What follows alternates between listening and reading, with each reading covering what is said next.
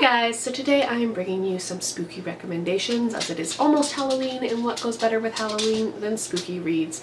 Sorry, Josie is wandering around at my feet and she is demanding some attention while I film. So if you hear some little clicking, it's just her nails on my floor. So the first recommendation I have is Haunted Castles by Ray Russell. This is the first time I've actually ever read Ray Russell, was this October, so I will be giving a full review in my October reviews. This is a collection of his short stories, including Sardonicus, Sagittarius, and Sanguinarius, which are his most popular or most well-known ones. I really enjoyed his style of writing. It was very easy to fall into. This was a very easy read, but I would definitely recommend it. And it is part of, this edition is part of the Penguin Horror series, so I am trying to read through my Penguin Horror series. Next up is Emile Zola's Therese Raquin. This deals with murder, lovers, love gone wrong, being haunted by a murder. It's pretty fantastic.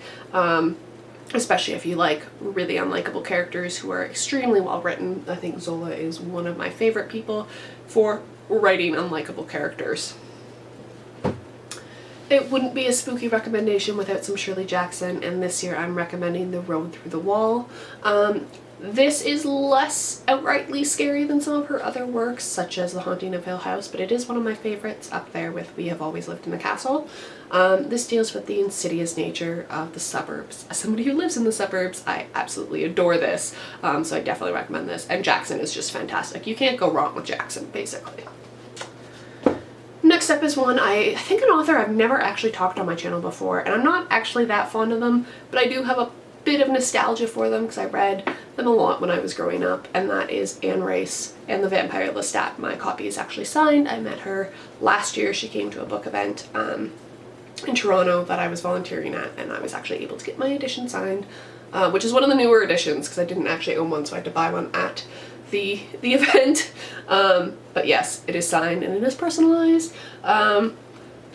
These are probably some of my favorite vampire stories. I read these before I probably should have started reading them, but I grew up with these and they kind of formed my ideas on how vampires should act.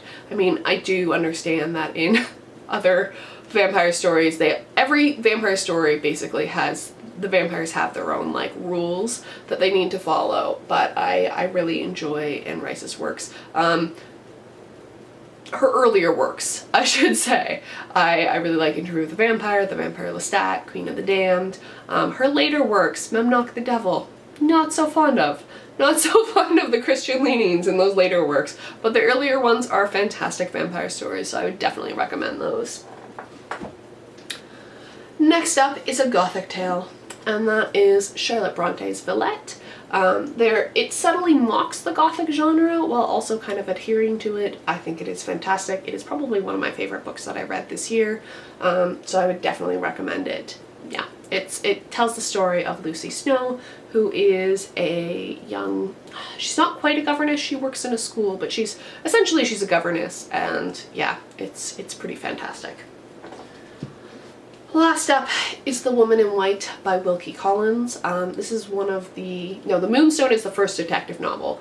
The Woman in White is just fantastic. It is gothic, it deals with mistaken identity, and you know, creepy ladies walking around in white. What more could you ask for in October? Yeah, I read this last year and it is really fantastic. So those are my spooky recommendations for the month of October. Let me know in the comments down below if you guys like to read spooky books in October. I know I started out with my TBR and I kind of pushed a couple things off of it in favor of reading some more scary books because I absolutely love reading scary books in October, and that is the month that I consume most of them. So I will talk to you guys later in another video. Bye.